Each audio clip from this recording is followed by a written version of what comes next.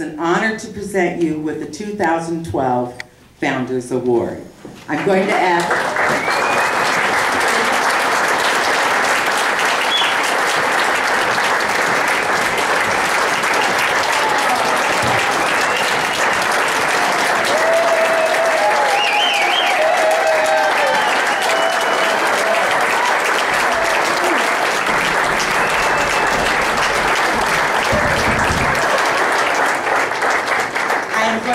Dr. Jim Orsini to come up and make the presentation, please. You'll have to stand aside, John. You do that so well. I do. Thanks, Mary Beth. Before I start, I certainly want to check or thank and recognize my co-chair, Franny Abbott. And Franny actually is the chair, and actually I'm the second or third lieutenant. So. Thanks, Frandy, for pulling our weight.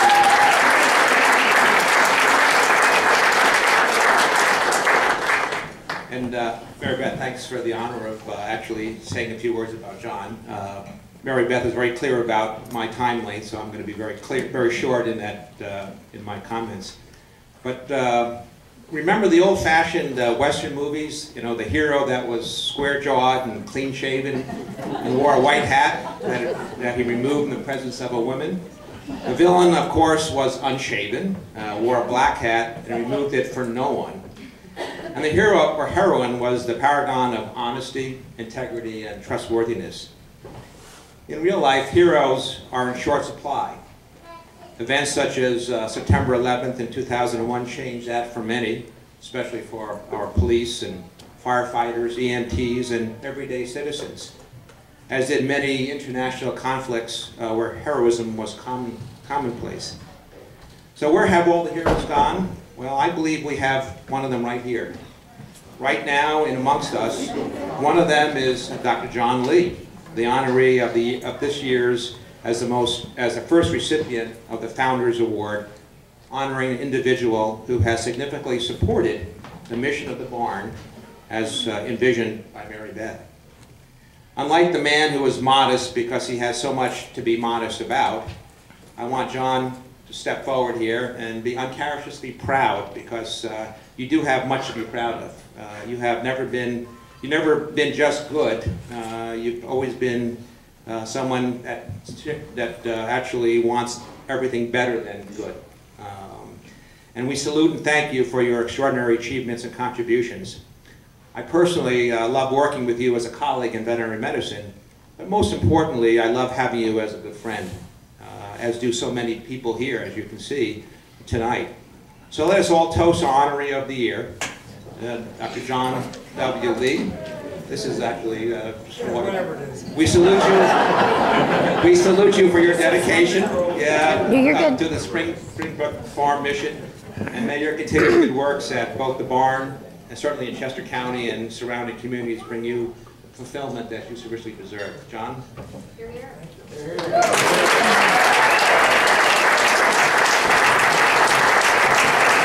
I'm told in the open that there's actually can we do a search and see?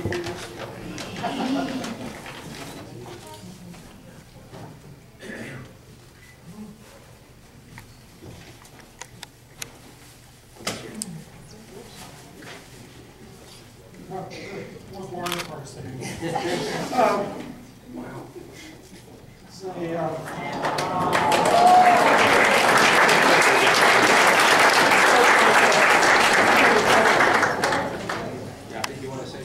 I want to say something. It's going to be hard after this. Would you take this so I don't drop it or give it to Janie?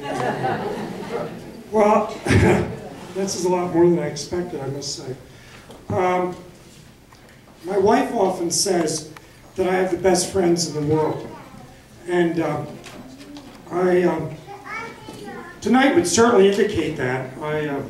Mrs. Elko, whose first name I haven't learned yet, said that she enjoyed passing out the hors d'oeuvres. By the way, all the hors d'oeuvres were passed out by fellow board members, and I was relieved of duty tonight because of my position. But next year, when we have the award ceremony, you will find me with a shrimp somewhere. But in any case, or Mrs. Moran, whatever you need, I'll bring it right over. Whatever you want, yeah. Don't worry, Brooks, I won't make her do anything tonight. So I do have the greatest friends in the world. Many of them are here. Some go back a long way. My friend Bob Harris here. We've been friends since we were in 3rd grade down at AI DuPont on 202. I've got friends that travel a long distance. The Nebzdowski family came from the Scranton area. And when Andy told me they were coming down with their daughter, I said, oh, Grace probably has something more important to do, but Grace made time in her schedule, and all 3 of them made the long drive down. We have friends from Maryland, from Earlville, for those of you that know where they are, Ralph and Joanne Young, and a bunch of other people that I haven't got a chance to meet yet. And some people are close and will have a short drive home tonight, but hopefully everybody will have a safe and happy drive home. As usual, Jim and Mary Beth stole a little bit of my thunder before I completely lose my voice, which my staff would enjoy.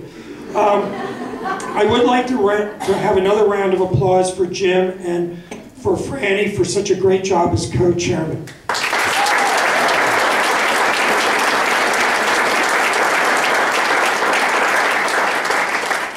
They did an amazing job. I also would like to thank Jim personally for also bringing his little prepared remarks in big font. Because Doris, my trusty secretary, has been trying, she got everything typed for me because I didn't want to run too far over. And today I said, I need it bigger. And I thought, boy, I just kind of had to fill my pocket, but then Jim showed up with the same size, so it was great. So anyway, when Mary Beth started this, and then started this idea of this award and said that I was going to be the lucky recipient, I said, Mary Beth, I have no friends who are going to drive anywhere to say congratulations. And she says, don't worry, I'll make that work. I said, really? So next thing I knew, she found these 2 great co-chairs. I'm thinking, well, I get 10 friends. And then a little later, as time went on, we're starting to send out invitations. She says, we have a nice place. We do have a nice place. Then I'm still wondering how many will get to come. And listen, you're all busy people. You got other things to do, and I'm overwhelmed completely. But nevertheless, I'm still a little nervous about, they're really going to come out for a nice place, 2 nice co-chairs. And she says, I got the best speaker ever. So I'm like, great. And so then I'm thinking, this will probably be a pretty fun party. And she says, we're going to have some really good food. So I knew my friends would show up for that. So in spite of their long drives, we're glad you're all here.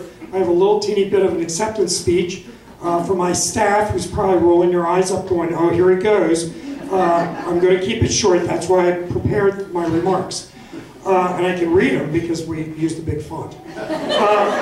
So my little acceptance speech is titled, If You Do Not Believe in Miracles, Do You Think These Are All Coincidences?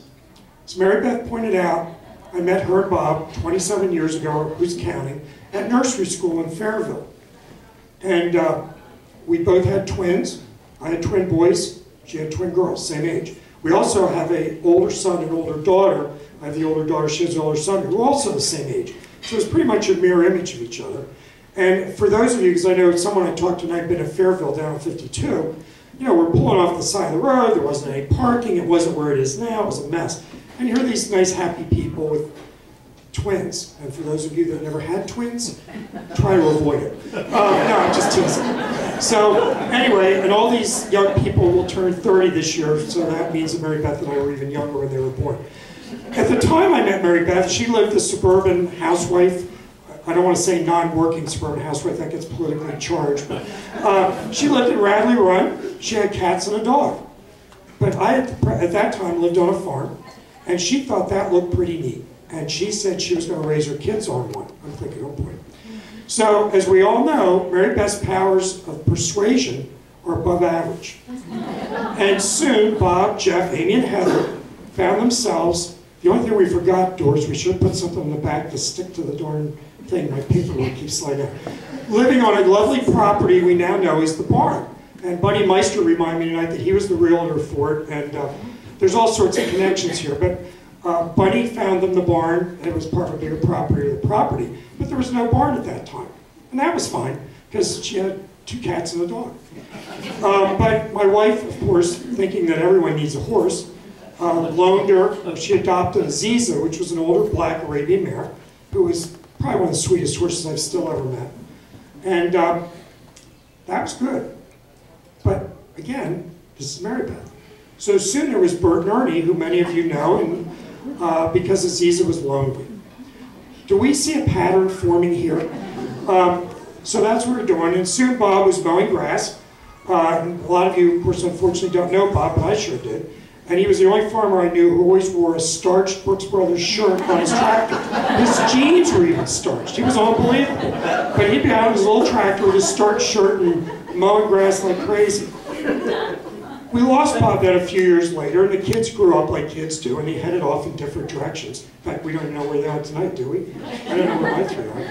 None of them are here. They're all six of them, and they're all somewhere else.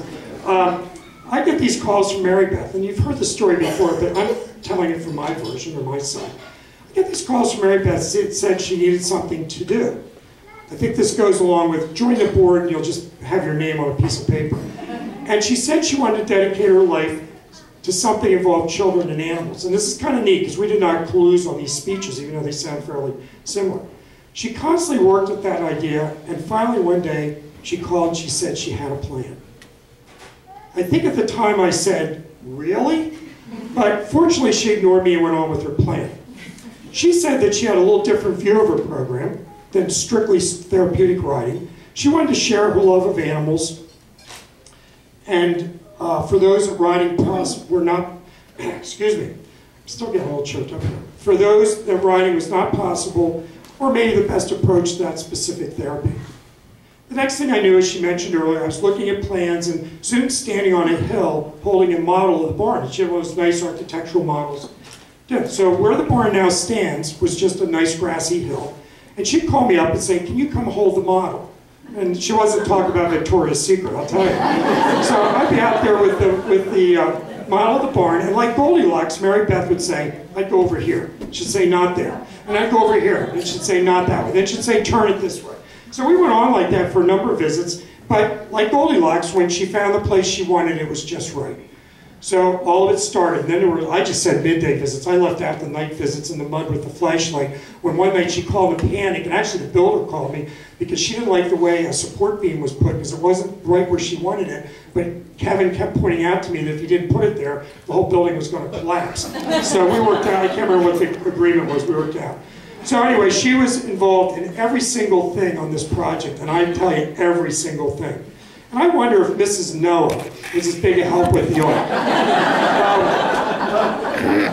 And if animals and children were on that ark, I'm guessing they were. So I'm just thinking this is a modern day Mrs. Noah. So that kind of brings most of you up to the opening and subsequent success of the barn. You being here tonight, maybe is a little bit for me, but it's a lot more for the barn. And it obviously confirms the obvious. Boy, am I glad I wrote this. I never get through it otherwise. Confirms the obvious that Mrs. Drobish with a dream is a force to be reckoned with.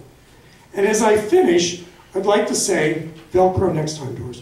I'd like to say that for all the children and their families and the supporters, which are in this room, that are involved in the barn, I think we're all happy to just think that this is one big miracle, not just a string of lucky coincidences. So thank you very much.